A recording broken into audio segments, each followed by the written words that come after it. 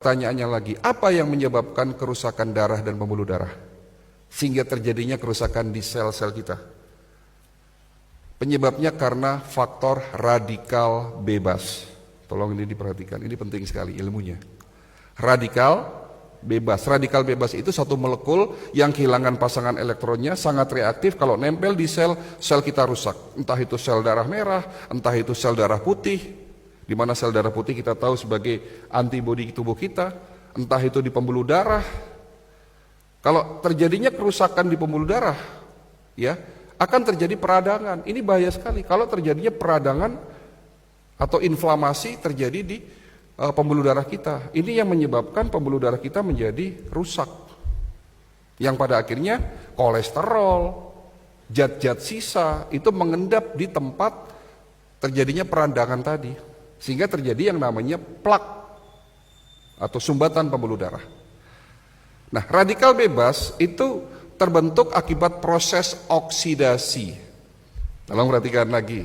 Oksidasi ini apa? Oksidasi itu contohnya kalau di luar sana besi berkarat. Berarti tubuh kita bisa karatan, ya. Proses oksidasi terjadi secara alami, Bapak Ibu sekalian. Di saat kita bernafas, beraktivitas, saya berbicara, bahkan kita tidur terjadi proses oksidasi. Ya, karena manusia tidak bisa menghindari proses oksidasi, Allah sudah menciptakan obatnya ada dalam tubuh kita. Diproduksi tanpa Bapak Ibu sadari sejak kita kecil, ya, di saat kita lahir di dunia sampai nanti kita mati. Ada obat dari segala macam obat, rajanya obat sebagai benteng pertahanan pertama yang dapat menetralisir terjadinya oksidasi. Kalau tidak ada obat ini, 5 menit tubuh kita rusak, Pak. Namanya antioksidan, betul. Kalau hari ini kita masih berkecimpung di vitamin, di antibodi, sudah ketinggalan zaman, Pak. Hari ini dokter-dokter di Eropa, di Amerika, penemu-penemu suplemen, itu bagaimana caranya menemukan satu antioksidan yang kembali lagi tujuannya untuk menetralisir terjadinya oksidasi agar tidak terbentuk yang namanya radikal bebas. Ini penting sekali. Antioksidan diproduksi dalam tubuh kita. Ada 2, glutathione dan superoksid dismutase. Glutathione itu rajanya antioksidan. Ya.